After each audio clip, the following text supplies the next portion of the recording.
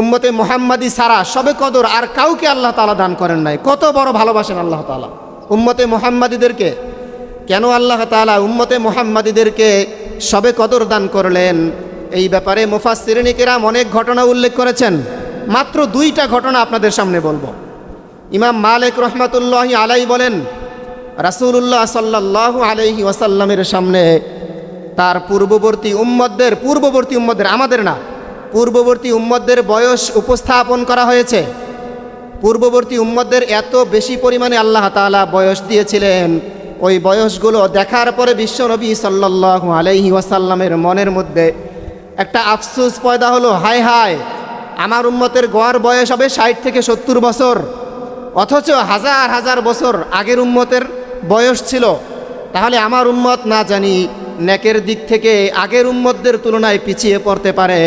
এই আশঙ্কায় আল্লাহ পাক রব্বুল আলামিন উম্মতে মুহাম্মাদিদেরকে সূরাতুল কদর দান করেছেন। সুবহানাল্লাহ।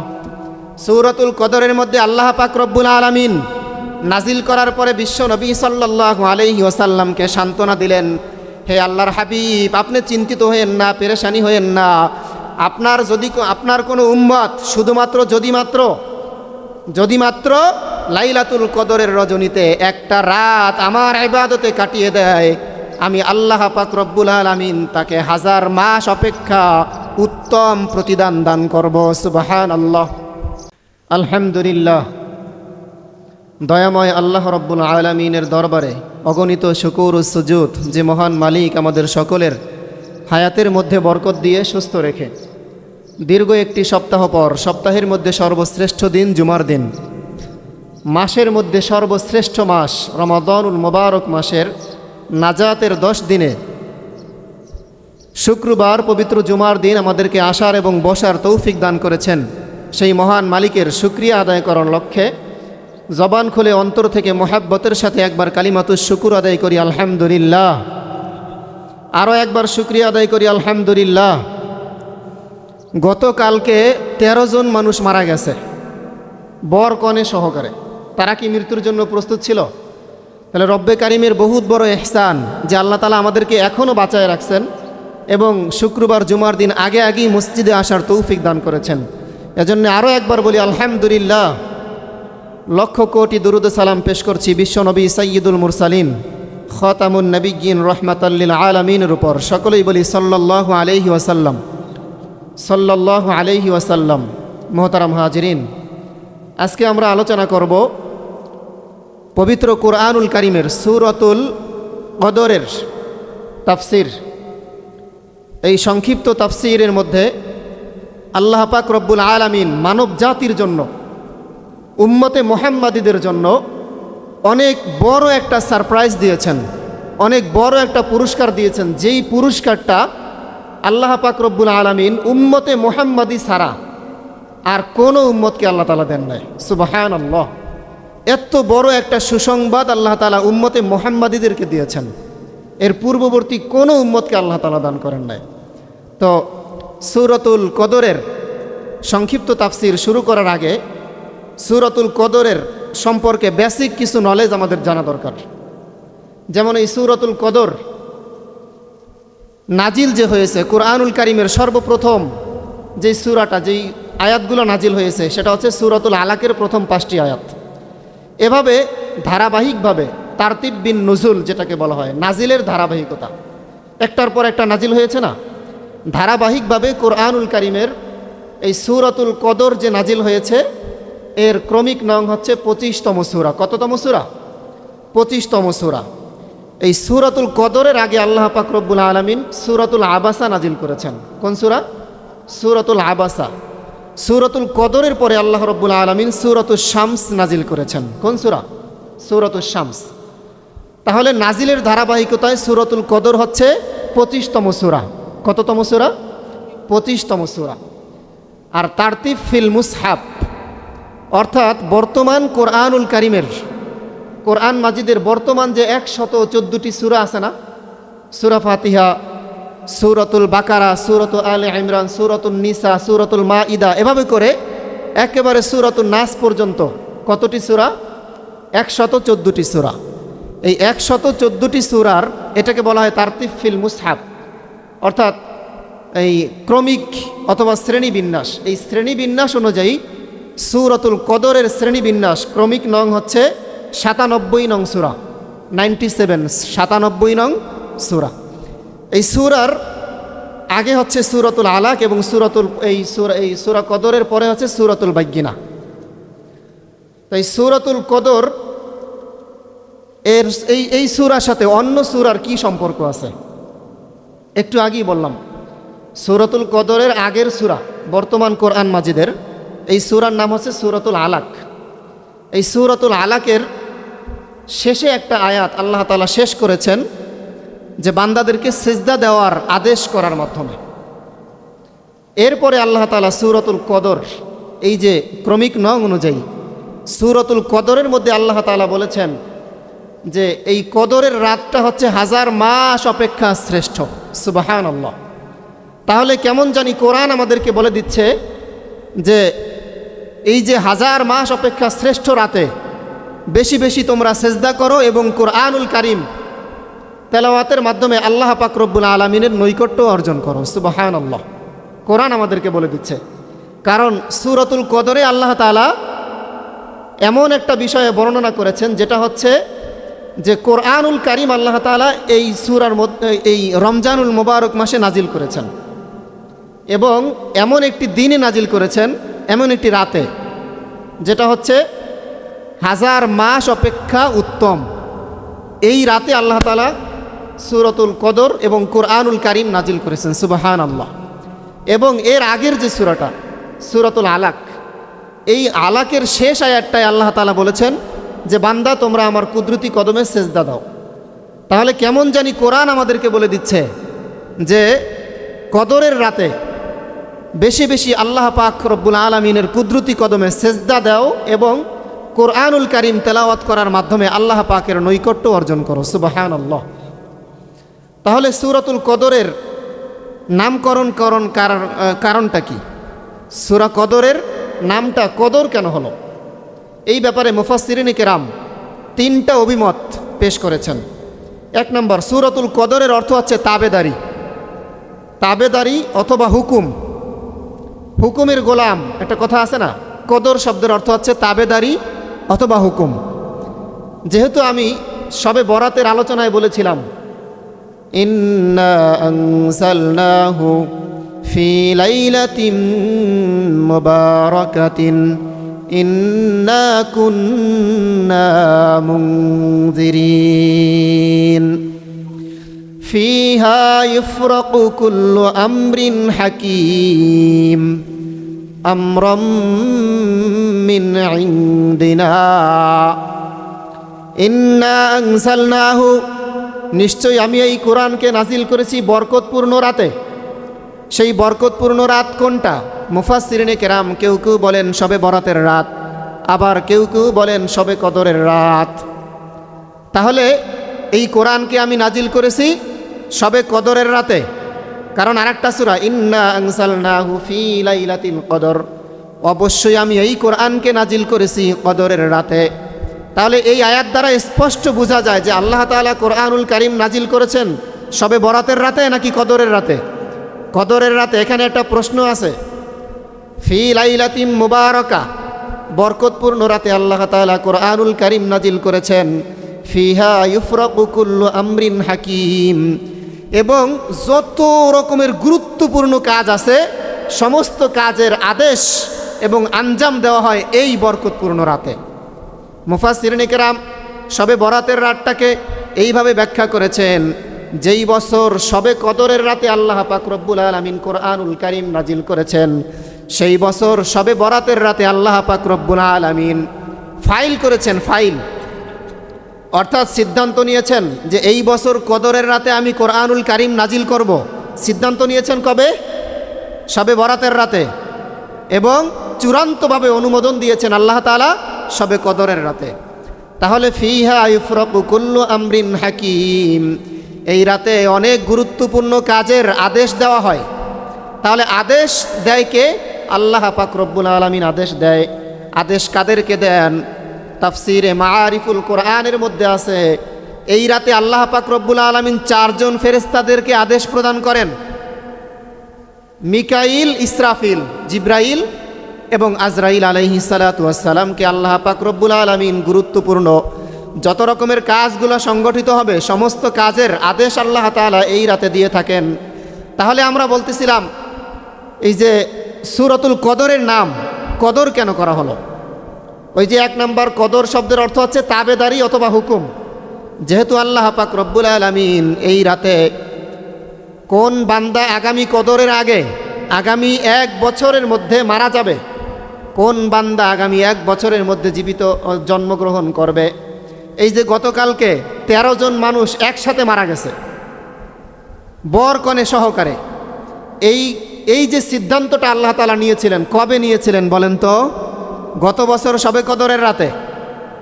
আগামী 1 বছর পর্যন্ত যত মানুষ দুনিয়াতে আসবে, যত মানুষ দুনিয়া থেকে বিদায় গ্রহণ করবে, আপনি যদি হজ করেন এটার সিদ্ধান্ত হয়ে যায় কদরের রাতে। আপনি যদি ঢাকা শহরে বাড়ির মালিক হন, গাড়ির মালিক হন, আপনি মামলা মোকদ্দমায় পড়বেন, অপমানিত হবেন, সম্মানিত হবেন, এমপি হবেন, মন্ত্রী হবেন, আবার আপনার প্রধানমন্ত্রিত্ব চলে যাবে। এই সিদ্ধান্তগুলো সব কিছু ফিহা ইউফরাকু কুল্লু আমরিন হাকিম, সকল প্রকারের আদেশ, সকল প্রকার কাজের যত রকমের আদেশ আঞ্জাম সব কিছু হয়ে থাকে কবে? শবে কদরের রাতে হয়ে থাকে। তাহলে এই যে আদেশগুলো হয়ে থাকে, এই যে আদেশগুলো হয়ে থাকে, এই আদেশগুলো আল্লাহ পাক রব্বুল আলামিন 4 জন ফেরেশতাদেরকে দিয়ে থাকেন, জিব্রাইল, মিকাইল, ইসরাফিল এবং আজরাইল আলাইহিস সালাতু ওয়াস সালামকে। এরা আবার অন্যান্য ফেরেশতাদেরকে নিয়ে এই কাজগুলো আঞ্জাম দিয়ে থাকেন সারাটি বছর যাবত। তাহলে কদরের যে নামকরণ করা হয়েছে এর মধ্যে 1 নম্বর পাইলাম তাবেদারি অথবা হুকুম। এই যে আল্লাহ তাআলা হুকুম দেয়, এই হুকুমগুলো বাস্তবায়ন করে, এজন্যে সূরাতুল কদরের নাম কদর করা হয়েছে। 2 নম্বর মুফাসসিরিনে কেরাম বলেন কদর শব্দের আরেকটি অর্থ হচ্ছে মর্যাদা, মূল্যায়ন, মর্তবা, ইজ্জত, সম্মান। একটু চিন্তা করে দেখেন, আল্লাহ পাক রব্বুল আলামিন নিজেই বলে দিয়েছেন লাইলাতুল কদরি খায়রুম মিন আলফি শাহর, অর্থাৎ এই রাতটা, এই কদরের রাতটা হচ্ছে খায়রুম মিন আলফি শাহর, 1000 মাস অপেক্ষা উত্তম। 1000 মাসের সমান বলেন নাই, 1000 মাস অপেক্ষা উত্তম। অর্থাৎ 82 বছর 4 মাসে হয় 1000 মাস, 82 বছর 4 মাসে 1000 মাস হয়। তাহলে এর থেকেও উত্তম, কত উত্তম একমাত্র কে জানেন? আল্লাহ তাআলা জানেন। যেহেতু এই রাতে যেই বান্দারা একেবারে গুনার সাগরের মধ্যে হাবুডুবু খায়, একেবারে গুনাহগার, যার জীবনে কোনো ন্যাক নাই, কিন্তু কদরের রাতে যদি এই বান্দা আল্লাহ পাক রব্বুল আলামিনের কাছে মাপ চাইতে পারে, আল্লাহ পাক রব্বুল আলামিন তার জীবনের সমস্ত গুনাহ মাফ করে তো দিবেনই। তার এই যে গুনাহ ছিল, যত রকমের গুনাহ ছিল, সমস্ত গুনাহগুলোকে আল্লাহ তাআলা নেকির দ্বারা কনভার্ট করে, ডাইভার্ট করে, ওই সমস্ত গুনাহগুলোকে আল্লাহ তাআলা নেকির দ্বারা পরিবর্তন করে দিবেন। সুবহানাল্লাহ।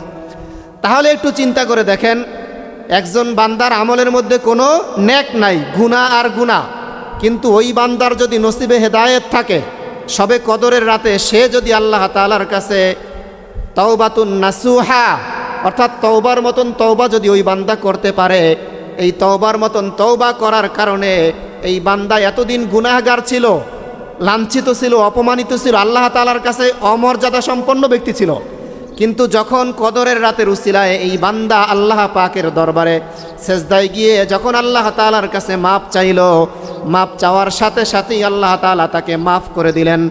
শুধুমাত্র মাফ করেন না, তার সম্মানটাকে আল্লাহ তাআলা বাড়িয়ে দিয়েছেন, যার কারণে এই সূরাতুল কদরের নাম, এই যে মর্যাদা, একজন গুনাহগার বান্দার ইজ্জত সম্মান বেড়ে যায় যদি কদরের রাতে সে আল্লাহ তাআলার কাছে মাপ চাইতে পারে। এজন্য বিশ্ব নবী সাল্লাল্লাহু আলাইহি ওয়াসাল্লাম বলেন, উম্মাহাতুল মুমিনিন হযরতে আয়েশা সিদ্দিকা রাদিয়াল্লাহু তাআলা আনহা বিশ্ব নবী সাল্লাল্লাহু আলাইহি ওয়াসাল্লামকে জিজ্ঞাসা করলেন, হে আল্লাহর রাসূল সাল্লাল্লাহু আলাইহি ওয়াসাল্লাম, আমি যদি কোনোদিন শবে কদরের রাত্রি পেয়ে যাই, তাহলে আমি আল্লাহ তাআলার কাছে কি দোয়া করব, কোন কোন ইবাদত আমি করব? রাসূল করিম সাল্লাল্লাহু আলাইহি ওয়াসাল্লাম কোনো ইবাদতের, নির্দিষ্ট কোনো ইবাদতের কথা বলেন নাই বিশ্বনবী সাল্লাল্লাহু আলাইহি ওয়াসাল্লামের পবিত্র জবান থেকে। উম্মাহাতুল মুমিনিন হযরতে আয়েশা সিদ্দিকা রাদিয়াল্লাহু তাআলা আনহাকে বিশ্বনবী যেই দোয়াটা শিখিয়ে দিয়েছেন ওই দোয়াটাই আমাদেরকে পড়তে হবে। কত সুন্দর একটা দোয়া বিশ্বনবী সাল্লাল্লাহু আলাইহি ওয়াসাল্লাম শিখিয়ে দিয়েছেন। হে আয়েশা, যদি তুমি কখনো শবে কদরের রাতটা পেয়ে যাও তাহলে তুমি পড়বা আল্লাহুম্মা ইন্নাকা আফুউন কারীম তুহিব্বুল আফওয়া ফাআফু আন্নী।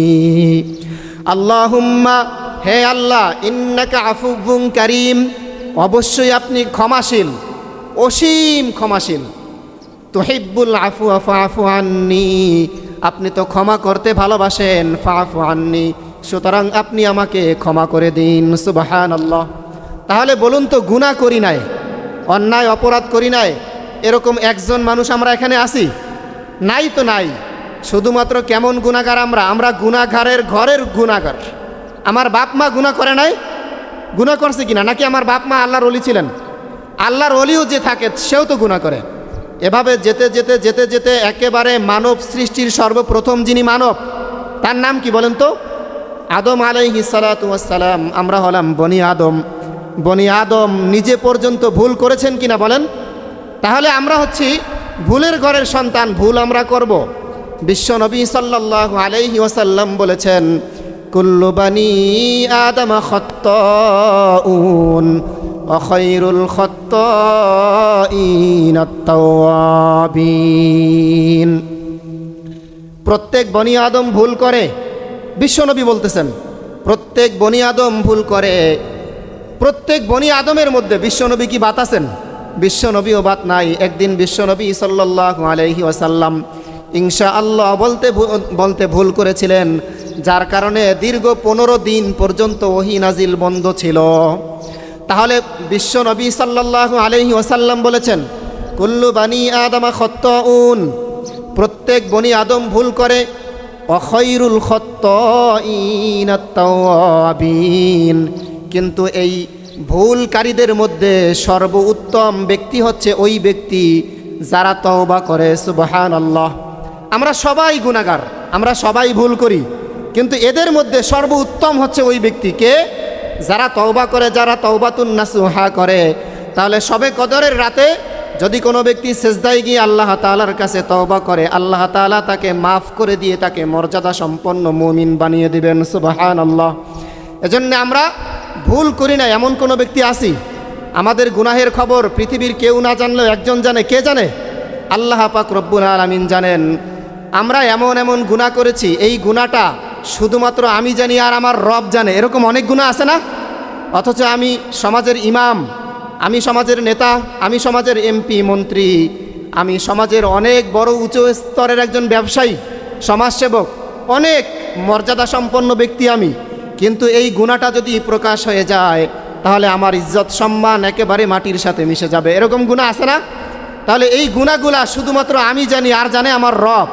আমার রব যেহেতু এত দিন পর্যন্ত তওবা না করছি, তওবা করি নাই, তারপরও আমার রব আমার গুনাহটাকে আল্লাহ তাআলা এত দিন পর্যন্ত গোপন রেখেছেন। শুধুমাত্র দেখতেছে যে বান্দা আমার কাছে ফিরে আসে কিনা, আমার কাছে তওবা করে কিনা।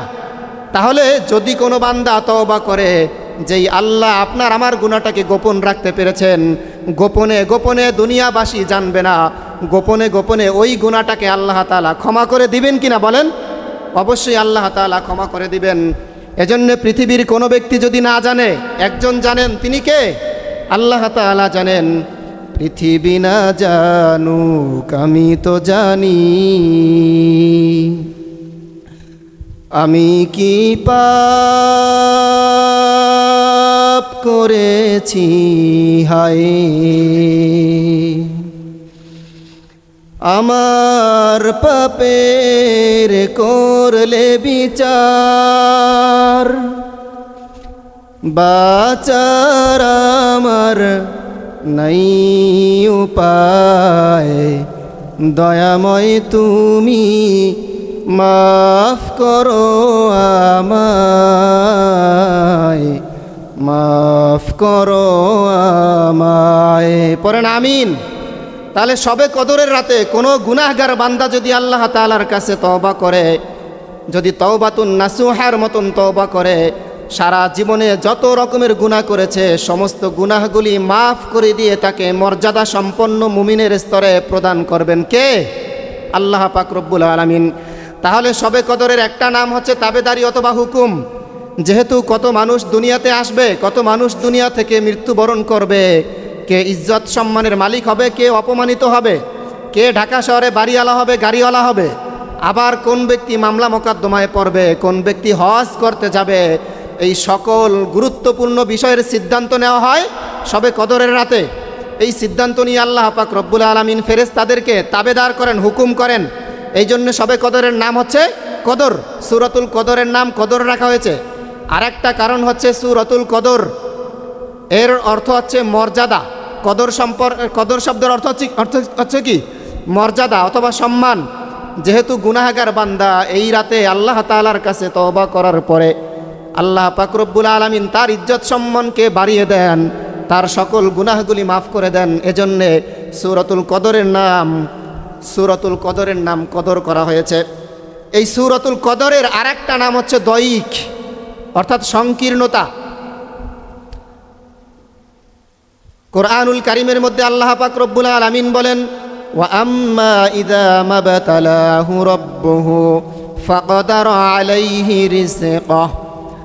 যেহেতু এই রাতে আল্লাহ পাক রব্বুল আলামিনের হুকুমে অসংখ্য অগণিত ফেরেশতাগণ আসমান থেকে জমিনের মধ্যে প্রবেশ করে, যার কারণে এত বেশি পরিমাণ ফেরেশতারা আসমান থেকে জমিনের মধ্যে প্রবেশ করে, যার কারণে ফেরেশতাদের গায়ে গায়ে টাক খায়, গায়ে গায়ে একেবারে মিলে যায়। মানে জায়গার সংকীর্ণতা, দুনিয়ার মধ্যে জায়গার সংকীর্ণতা দেখা দেয়, যার কারণে এই সবে কদরের নাম দয়িক অথবা সংকীর্ণ বলা হয়েছে। যাই হোক, সবে কদর উম্মতে মুহাম্মাদীদেরকেই দেওয়া হয়েছে। সবে কদর উম্মতে মুহাম্মাদীদেরকেই দেওয়া হয়েছে। হযরত আনাস রাদিয়াল্লাহু তাআলা আনহু থেকে বর্ণিত, তিনি বলেন, রাসূলুল্লাহ সাল্লাল্লাহু আলাইহি ওয়াসাল্লাম বলেন, ইন্নাল্লাহ তাআলা ওয়াহাবা লি উম্মতি লাইলাতাল কদরি ওয়া লাম ইউতিহা মান কানা ক্বাবলাহুম। হযরত আনাস ইবনে মালিক রাদিয়াল্লাহু তাআলা আনহু থেকে বর্ণিত, তিনি বলেন, রাসূলুল্লাহ সাল্লাল্লাহু আলাইহি ওয়াসাল্লাম বলেন, ইন্নাল্লাহ তাআলা, অবশ্যই আল্লাহ তাআলা, ইন্নাল্লাহ তাআলা ওয়াহাবা লি উম্মতি লাইলাতাল কদর, অবশ্যই আমার আল্লাহ তাআলা আমার উম্মতকে লাইলাতুল কদর দান করেছেন। ওয়া লাম ইউতিহা মান কানা ক্বাবলাহুম, যা পূর্বেকার কোনো উম্মতকে দেওয়া হয় নাই। সুবহানাল্লাহ। একটু চিন্তা করে দেখেন মনোযোগ দিয়ে। আল্লাহ পাক রব্বুল আলামিন রমজান সম্পর্কে আলোচনা করেছিলাম। ইয়া আইয়ুহাল্লাযীনা আমানু কুতিবা আলাইকুমুস সিয়াম, হে মুমিনগণ, তোমাদের উপরে রোজাকে ফরজ করা হয়েছে। কামা কুতিবা আলাল্লাযীনা মিন ক্বাবলিকুম, যেমনভাবে ফরজ করা হয়েছিল তোমাদের পূর্ববর্তীদের উপর। তাহলে বোঝা গেল রোজা শুধুমাত্র আমাদের উপর ফরজ না, আমাদের পূর্ববর্তী উম্মতদের উপরেও ফরজ ছিল। কিন্তু মজার একটা ব্যাপার হচ্ছে, আল্লাহর হাবিব সাল্লাল্লাহু আলাইহি ওয়াসাল্লামের জবানে একটু আগেই আমরা হাদিস শুনলাম যে সবে কদর শুধুমাত্র উম্মতে মুহাম্মাদীদেরকেই দেওয়া হয়েছে। বিশ্ব নবী বলেন, যেই সবে কদরের মর্যাদা অন্য কোনো উম্মতকে আল্লাহ তাআলা প্রদান করেন নাই। সুবহানাল্লাহ।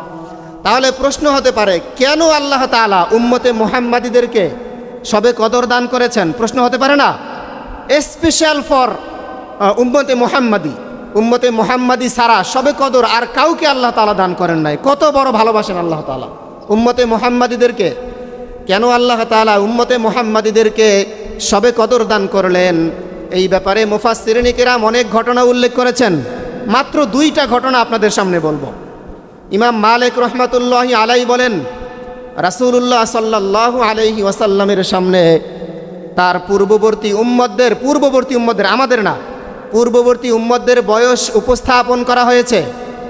পূর্ববর্তী উম্মতদের এত বেশি পরিমাণে আল্লাহ তাআলা বয়স দিয়েছিলেন, ওই বয়সগুলো দেখার পরে বিশ্বনবী সাল্লাল্লাহু আলাইহি ওয়াসাল্লামের মনের মধ্যে একটা আফসোস পয়দা হলো, হায় হায়, আমার উম্মতের গড় বয়স হবে 60 থেকে 70 বছর, অথচ হাজার হাজার বছর আগের উম্মতের বয়স ছিল।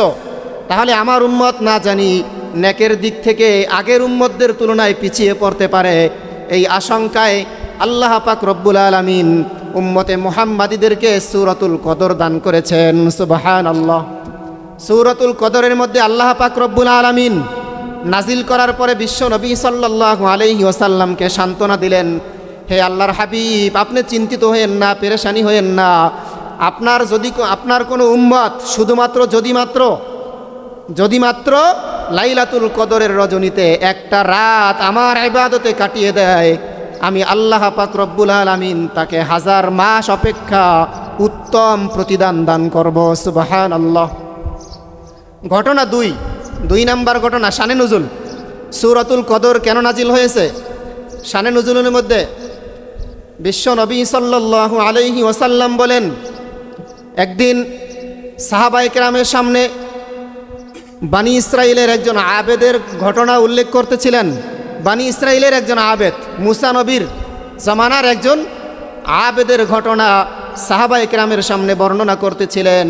তখন বিশ্ব নবী সাল্লাল্লাহু আলাইহি ওয়াসাল্লাম বলতেছিলেন, বানি ইসরাইলের একজন আবেদ ছিল, সে হাজার মাস পর্যন্ত কাফেরদের বিরুদ্ধে দিনের বেলায় জিহাদ করত, কখনো তার হাত থেকে অস্ত্র সংবরণ করে নাই, মানে অস্ত্রটা কখনো রাখে নাই মাটির মধ্যে। দিনের বেলায় শত্রুর বিরুদ্ধে জিহাদ করত, আর রাতের বেলায় দাঁড়িয়ে দাঁড়িয়ে আল্লাহ পাক রব্বুল আলামিনকে সেজদা দিত, কিয়ামুল লাইল করত। রাতের বেলায় কিয়াম, দিনের বেলায় জিহাদ।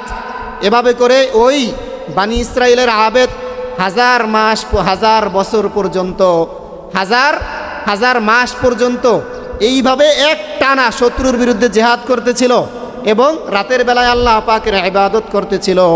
ঘটনা শোনার পর সাহাবায়ে কেরামের চোখ থেকে দরদরায়া পানি পড়তে লাগলো। সাহাবায়ে কেরাম আফসোস করতে লাগলো। এমন সময় জিবরাইল আমিন আলাইহিস সালাতু ওয়াস সালাম বিশ্বনবী সাল্লাল্লাহু আলাইহি ওয়াসাল্লামের কাছে সূরাতুল কদর নিয়ে উপস্থিত হলেন। লাইলাতুল কদরি খায়রুম মিন আলফি শাহর। হে রাসূল, আপনি চিন্তিত হয়েন না, পেরেশানি হয়েন না। আপনার উম্মতের কোনো চিন্তা নাই, পেরেশানি নাই। আপনার কোনো উম্মত যদিও তাদের হায়াত, তাদের বয়স আমি কমিয়ে দিয়েছি, কিন্তু আপনার উম্মতকে এমন একটা বিষয় আমি দিয়েছি, যেই রাত্রিটা অন্য কোনো উম্মতকে আমি দেই নাই। সেই রাত্রিটা হচ্ছে কি? লাইলাতুল কদরি খায়রুম মিন আলফি শাহর। অর্থাৎ এই রাত্রটা হচ্ছে হাজার মাসের অপেক্ষা উত্তম। তাহলে সূরাতুল কদরের সংক্ষিপ্ত তাফসীর একটু শুনি। যেমন 1 নম্বর আয়াতের মধ্যে আল্লাহ পাক রব্বুল আলামিন বলেন, ইন্না আনসালনাহু ফি লাইলাতিল কদর। নিশ্চয়ই, অবশ্যই আমি আনসালনাহু, এই কোরআনকে নাজিল করেছি লাইলাতুল কদর, সবে কদরের রাতে। কোন রাতে? কদরের রাতে।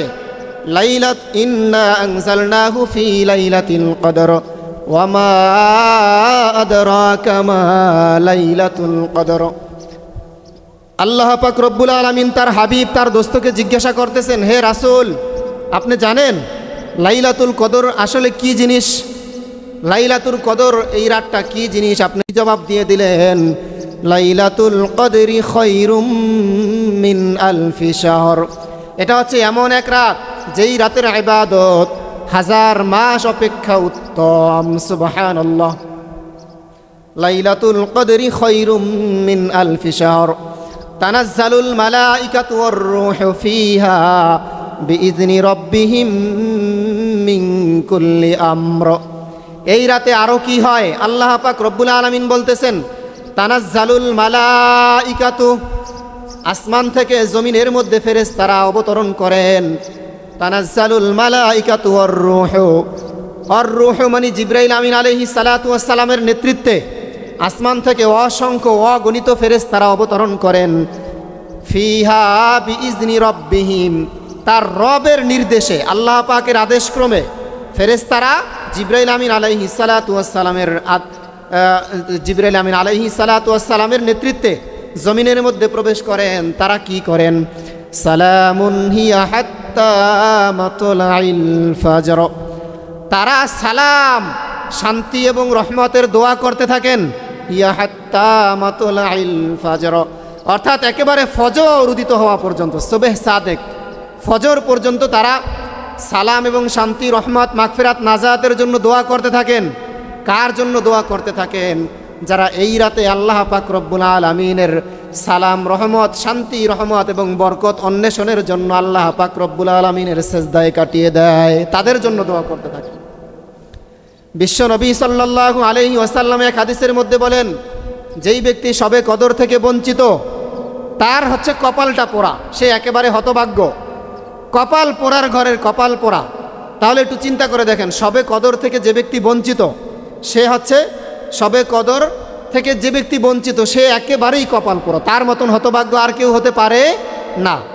বিশ্ব নবী সাল্লাল্লাহু আলাইহি ওয়াসাল্লাম অভিশাপ দিয়েছেন, জিবরাইল আমিন আলাইহিস সালাতু ওয়াস সালাম অভিশাপ দিয়েছেন, বিশ্ব নবী সাল্লাল্লাহু আলাইহি ওয়াসাল্লাম আমিন বলেছেন, যে ব্যক্তি রমজান পেল, রমজান পাওয়ার পরে তার জীবনের গুনাহগুলি মাফ করাইতে পারলো না, এই ব্যক্তি ধ্বংস হয়ে যাক। বিশ্ব নবী সাল্লাল্লাহু আলাইহি ওয়াসাল্লাম বলেছেন আমিন।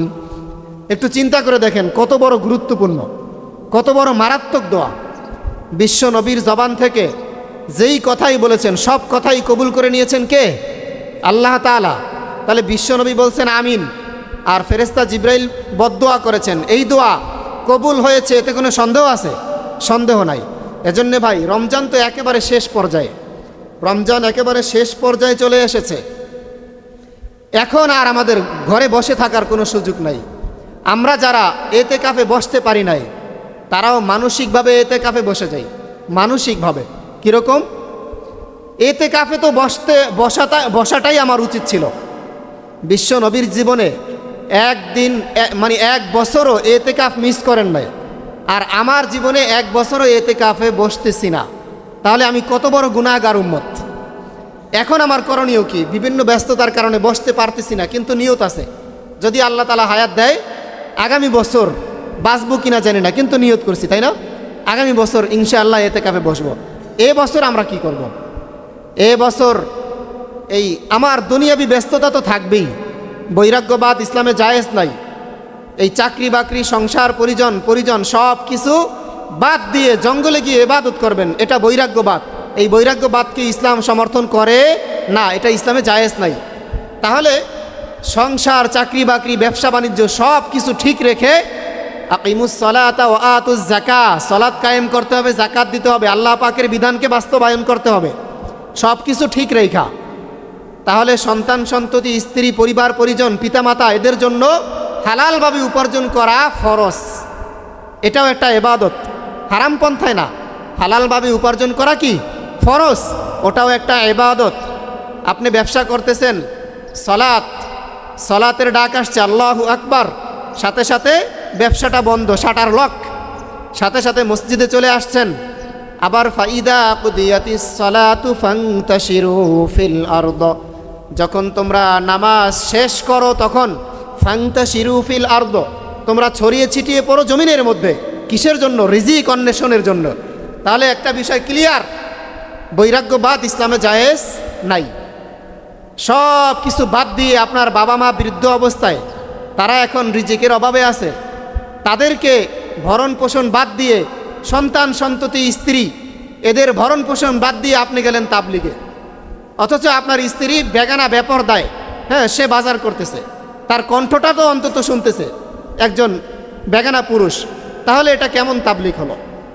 এই স্ত্রীর সম্পূর্ণ, তাবলিগের বিপক্ষে বলতেছি না, স্ত্রীর পরিবার পরিজনের সম্পূর্ণ ভরণ পোষণের নিশ্চয়তা প্রদান করার পরেই কেবলমাত্র আপনি বৈরাগ্যবাদে যেতে পারবেন, তাবলিগের দাওয়াতে তাবলিগের কাজে যেতে পারবেন। কিছু কিছু তাবলিগের ভাই আছে একেবারে বেশি আবেগপ্রবণ, ঋণ করে করে তারপর তাবলিগে যায়। তাদের ব্যাপারে ফয়সালা আল্লাহ তাআলা করবেন। তাদের পরিবার পরিজনের খবর নাই, আমার দেখা চোখে এরকম অনেক আছে। আবার অনেক ভাই আছে এতটাই দিনদার যে তার পরিবার, সে তাবলিগে যাওয়ার পরেও তার বাবা আছে মাহারাম পুরুষ, এই বাজার সদাই করার জন্য তার বাবা আছে, তাহলে তার তো কোনো টেনশন নেই। আবার সে আসে, তার বাবাকে পাঠায়, তাহলে এই ব্যক্তির ব্যালেন্স ঠিক আছে, কিন্তু অতিরিক্ত কোনো কিছুই ভালো না। এখন আমরা যেহেতু রমজানের একেবারে শেষ দশকেই আমরা চলে আসছি, আমাদের এখন করণীয়টা কি? আমাদের করণীয় হচ্ছে, যদি কোনো ব্যক্তি একদিন আল্লাহ পাকের আল্লাহ পাকের রাস্তায় একদিন ইতিকাফ করে আল্লাহ পাকের সন্তুষ্টির জন্য, আল্লাহ পাক রব্বুল আলামিন তার জন্য তার এবং জাহান্নামের মধ্যে তিন খন্দক দূরত্ব সৃষ্টি করে দেন। সুবহানাল্লাহ। কত খন্দক? 3 খন্দক। কয়দিন ইতিকাফ? একদিন ইতিকাফ যদি কোনো ব্যক্তি করে, তাহলে একদিনের জন্য আমরা ইতিকাফ করতে পারবো না। আগামী বছর রমজান পর্যন্ত আমরা বাঁচবো, কোনো গ্যারান্টি আছে? কোনো গ্যারান্টি নাই। এজন্য এখনও যেহেতু সময় আছে, এখনও আমরা অন্তত পক্ষে একদিনের জন্য হলেও ইতিকাফে বসবো ইনশাআল্লাহ। আল্লাহ তাআলা আমাদেরকে কবুল করুক। তাহলে এক খন্দকের দূরত্ব কতটুকু? আসমান এবং জমিনের মাঝখানে যতটুকু ফাঁকা জায়গা আছে, এই ফাঁকা জায়গাটুকু সমান হচ্ছে এক খন্দক। এরকম 3 খন্দক দূরত্ব সৃষ্টি করে দেয় আল্লাহ তাআলা যদি কোনো ব্যক্তি একদিন ইতিকাফ করে। সুবহানাল্লাহ। তাহলে সূরাতুল কদরের মধ্যে আল্লাহ পাক রব্বুল আলামিন বলতেছিলেন যে ইন্না আনজালনাহু ফি লাইলাতিল কদর, নিশ্চয়ই আমি এই রাতে সূরাতুল কদর কুরআনুল কারীম নাজিল করেছি। তাহলে একটা প্রশ্ন হতে পারে যে বিশ্বনবীর 23 বছরের জিন্দেগিতে ধারাবাহিকভাবে আস্তে আস্তে কোরআনুল কারীম নাজিল হয়েছে। কোরআনুল কারীমের এই আয়াতের মধ্যে আল্লাহ পাক রব্বুল আলামিন বললেন নিশ্চয়ই আমি শবে কদরের রাতে কোরআনুল কারীম নাজিল করেছি। তাহলে এটা কন্ট্রাডিকশন প্রশ্ন হয়ে গেল না? এক রাতে আল্লাহ তাআলা কোরআনুল কারীম নাজিল করেছেন, আবার সুদীর্ঘ 23 বছরে আল্লাহ পাক রব্বুল আলামিন কোরআনুল কারীম নাজিল করেছেন। এই ব্যাপারে আল্লামা শায়েখ ইসমাইল বারুসবি রহমাতুল্লাহি আলাইহি বলেন যে কোরআনুল কারীম সুদীর্ঘ 23 বছরে নাজিল হয়েছে, বাট যেই বছর আল্লাহ তাআলা কোরআনুল কারীম নাজিল করেছেন সেই বছর শবে বরাতের রাতে আল্লাহ তাআলা নির্দেশ দিয়েছিলেন, সিদ্ধান্ত নিয়েছিলেন এই বছর আমি কোরআনুল কারীম নাজিল করব। আর শবে কদরের রাতে আল্লাহ পাক রব্বুল আলামিন ফাইনালভাবে লাউহে মাহফুজে এই কোরআনুল কারীম সংরক্ষিত ছিল। লাউহে মাহফুজ থেকে বাইতুল ইজ্জত হচ্ছে প্রথম আসমানের একটা মর্যাদা সম্পন্ন একটা জায়গার নাম, বাইতুল ইজ্জত। লাউহে মাহফুজ থেকে বাইতুল ইজ্জতে আল্লাহ তাআলা সমগ্র কোরআন শরীফকে একদিনে নাজিল করেছেন। সুবহানাল্লাহ। তাহলে ওই প্রশ্নের আর কোনো সন্দেহ থাকে না, কারণ আল্লাহ তাআলা একদিনই নাজিল করেছেন এবং এই বাইতুল ইজ্জত থেকে সুদীর্ঘ 23 বছরে আল্লাহ পাক রব্বুল আলামিন কোরআনুল কারীমকে ধীরে ধীরে ধারাবাহিকভাবে নাজিল করেছেন। সুবহানাল্লাহ। তাহলে একটু চিন্তা করে দেখেন, শবে কদরের রাতে আমরা কি কি ইবাদত করব? শবে কদরের রাতে আমরা যেহেতু এই রাতে আল্লাহ তাআলা কোরআনুল কারীম নাজিল করেছেন, তাহলে কোরআনুল কারীম তেলাওয়াতের চাইতে উত্তম আর কোনো ইবাদত হইতে পারে? কোরআনুল কারীম তেলাওয়াত করব। এই সূরা কদরের আগে আল্লাহ তাআলা সূরাতুল আলাক নাজিল করেছেন। এই সূরাতুল আলাকের শেষের যে আয়াতটা, এই আয়াতের মধ্যে আল্লাহ পাক রব্বুল আলামিন সেজদার আয়াত বলেছেন, অর্থাৎ আল্লাহ তাআলাকে সেজদা করার ব্যাপারে বলেছেন। কেমন জানি কোরআনুল কারীম আমাদেরকে বলে দিয়েছে যে এই কদরের রাতে তোমরা বেশি বেশি পরিমাণে আল্লাহ তাআলাকে সেজদা দাও এবং কোরআনুল কারীম তেলাওয়াতের মাধ্যমে আল্লাহ পাকের নৈকট্য হাসিল করো। এবার আসি, রাত উত্তম নাকি দিন উত্তম? আল্লাহ তাআলা রাতে কেন কোরআনুল কারীম নাজিল করলেন? দিনেও তো নাজিল করতে পারতেন। একটা প্রশ্ন থাকে না, রাত উত্তম নাকি দিন উত্তম? আল্লামা ইসমাইল হাক্কি বারুসবি রহমাতুল্লাহি আলাইহি বলেন 5টি কারণে রাত উত্তম। কয়টি কারণে? 5টি কারণে রাত উত্তম। 1 নম্বর কারণ হচ্ছে রাতসমূহের মাঝে এমন একটা রাত আছে যেই রাতটা হচ্ছে 1000 মাসের চাইতেও উত্তম। সুবহানাল্লাহ। একটু বুঝে থাকলে বলুন তো, দিনসমূহের মধ্যে এমন কোনো দিন আছে যেই দিনটা 1000 দিনের চাইতেও উত্তম? নাই। এই গেল 1 নম্বর কারণ। 2 নম্বর কারণ হচ্ছে কোরআনুল কারীম লাউহে মাহফুজ থেকে প্রথম আসমানের বাইতুল ইজ্জতে আল্লাহ তাআলা এই রাতের বেলায় নাজিল করেছেন। সুবহানাল্লাহ। তাহলে এটা হচ্ছে 2 নম্বর কারণ, যে দিনের বেলায় আল্লাহ তাআলা কোরআনুল কারীম নাজিল করেন নাই, কোরআনুল কারীম নাজিল করেছেন রাতের বেলায়। তারপর 3 নম্বর কারণ হচ্ছে আল্লাহ পাকের তাজাল্লি, আল্লাহ পাকের নূরের জ্যোতির প্রকাশ পায় প্রতি রাতের শেষ রাতে। প্রতিদিনের শেষ বেলায় আল্লাহ তাআলা আসেন, এমন কোনো হাদিস শুনছেন? প্রতি রাতের বছরের প্রতি রাতের শেষ রাতে আল্লাহ পাক রব্বুল আলামিন শেষ তৃতীয়াংশে একেবারে প্রথম আসমানে নেমে আসেন এবং আল্লাহ তাআলা বলেন, কে আসো আমার কাছে রিজিক চাইবা? কে আসো ঋণগ্রস্ত? তোমার কত রকমের সমস্যা আছে আমার কাছে চাও, আমি তোমাকে দান করব।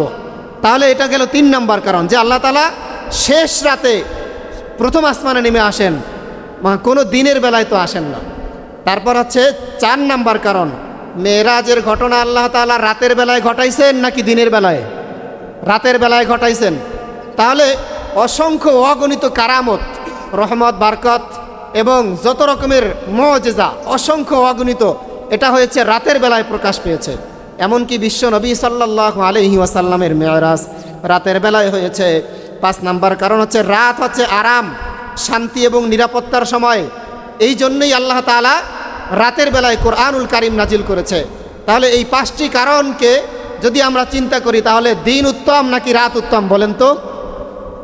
এই যে দিনের বেলা হচ্ছে, রাতের বেলাকে জান্নাতের সাথে তুলনা করা হয়েছে কেন বলেন তো?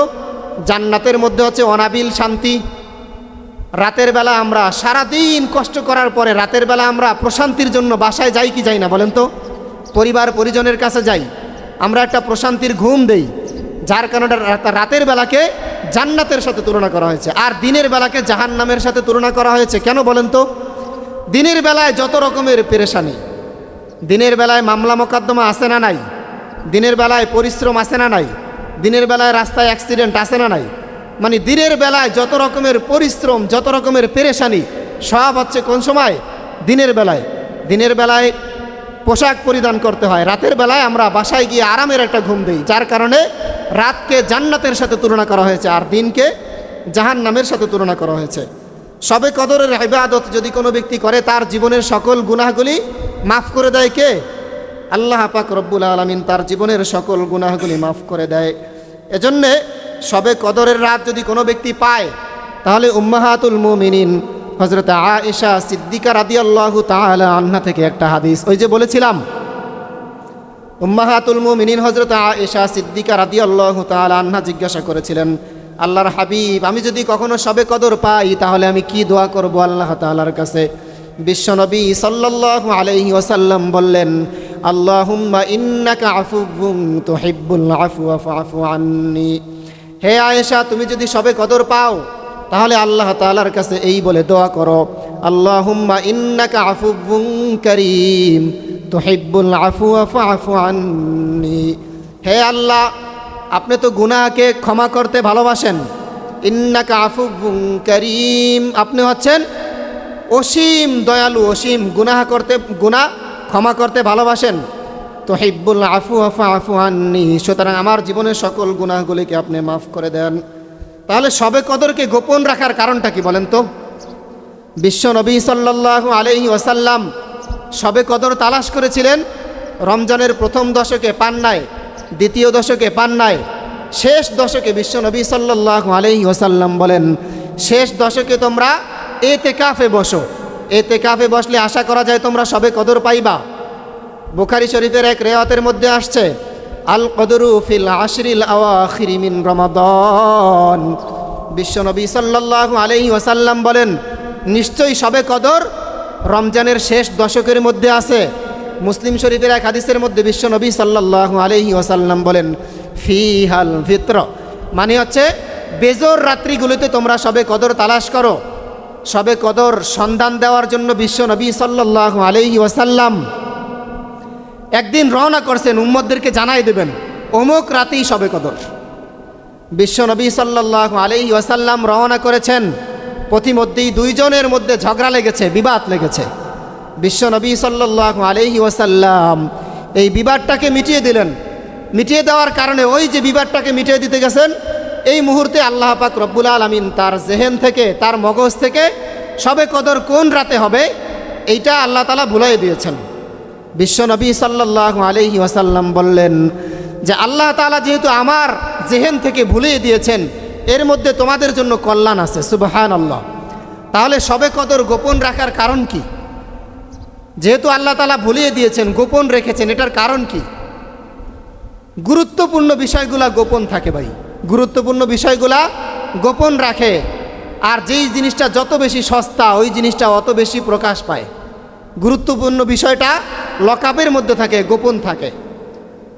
বান্দারা যাতে করে বেশি বেশি পরিমাণে ইবাদত বন্দিগি করে, বান্দারা যাতে করে প্রতি বেজর রাতে শবে কদর তালাশ করার জন্য বেশি বেশি পরিমাণে ইবাদত বন্দিগি করে। এজন্যে শবে কদর পাওয়ার একটা সংক্ষেপ একটা টিপস বলে দিব। হুজুর আমরা তো সারা রাত্র পারবো না, আমরা হচ্ছে দুর্বল উম্মত, আমরা একটু না ঘুমাইলে আমরা ক্লান্ত হয়ে যাই। শবে কদর পাওয়ার একটা সংক্ষিপ্ত একটা টিপস বলে দেন। একেবারে সংক্ষিপ্ত একটা টিপস হচ্ছে এই রমজানের শেষ দশকে জবানের হেফাজত করতে হবে। পারবেন কিনা বলেন তো? এতদিন আমরা ভুল করেছি, জবানের হেফাজত এখন আমরা করব ইনশাআল্লাহ। চোখের হেফাজত করব তো ইনশাআল্লাহ। চোখ দ্বারা খারাপ কিছু দেখব না, জবান দ্বারা খারাপ কিছু বলবো না, কান দ্বারা খারাপ কিছু শুনবো না। সংক্ষিপ্ত টিপস কিন্তু। তারপরে যেই কাজটা করব, 5 ওয়াক্ত নামাজ জামাতের সাথে কে কে পড়বো একটু আল্লাহ তাআলাকে হাত উঁচু করে দেখাই। 5 ওয়াক্ত নামাজ মাত্র 7 দিন পড়বো তো ইনশাআল্লাহ। বিশেষ করে হাদিসের মধ্যে আসছে মাগরিব, এশা এবং ফজরের নামাজ। মাগরিব, এশা এবং ফজরের নামাজ কে কে জামাতের সাথে পড়বো ইনশাআল্লাহ। যদি কোনো ব্যক্তি মাগরিব, এশা এবং ফজরের নামাজ এই 7টা দিন, আজকে তো 23 রমজান, এই 7টা দিন যদি কোনো ব্যক্তি পড়তে পারেন, তারপরে ঘুমানোর সময় তারাবির পরে প্রতি রাতে শবে কদর সম্পর্কে 40টার উপরে মতামত আছে, 40টার উপরে, ওগুলা বলবো না। তাহলে বিশ্বনবী সাল্লাল্লাহু আলাইহি ওয়াসাল্লাম সর্বশেষ অধিকাংশ ওলামায়ে কেরাম যেটা বলেছেন, শবে কদর হচ্ছে রমজানের শেষ দশকের বেজোর রাত্রিতে, জোর রাত্রিতেও হতে পারে, বছরের যে কোনো সময়ও হতে পারে, এরকম মতামত আছে। ওগুলো আমরা যাব না। সর্বশেষ যে মতানৈক্য সেটা হচ্ছে যে কোনো বেজোর রাত্রিতে হতে পারে। তাহলে বেজোর রাত্র না, যে কোনো রাতেও তো হতে পারে। এজন্যে প্রতি রাতে 7টা দিন মাত্র বাকি আছে, 7টা রাত। 7টা রাতে প্রতি রাতেই আমরা কমপক্ষে 2 রাকাত সালাতুল হাজত এই কদরের উদ্দেশ্য করে পড়ব কিনা ইনশাআল্লাহ। কে কে পড়বো আল্লাহ তাআলাকে হাত উঁচু করে দেখে, সবে কদরকে নিয়ত করে। যদি এটা আমরা করতে পারি, মাগরিবের নামাজ, এশার নামাজ এবং ফজরের নামাজ তাকবীরে উলার সাথে যদি আমরা পড়তে পারি, তাহলে হাদিসের মধ্যে আসছে যদি কোনো ব্যক্তি ফজরের নামাজ এবং এশার নামাজ জামাতের সাথে আদায় করে, তাহলে ওই ব্যক্তি ঘুমায় থাকবে কিন্তু সারাটা রাত ইবাদত করার সওয়াব তার আমলনামায় আল্লাহ তাআলা দান করবেন। পাশাপাশি রোজার হক আদায় করতে হবে।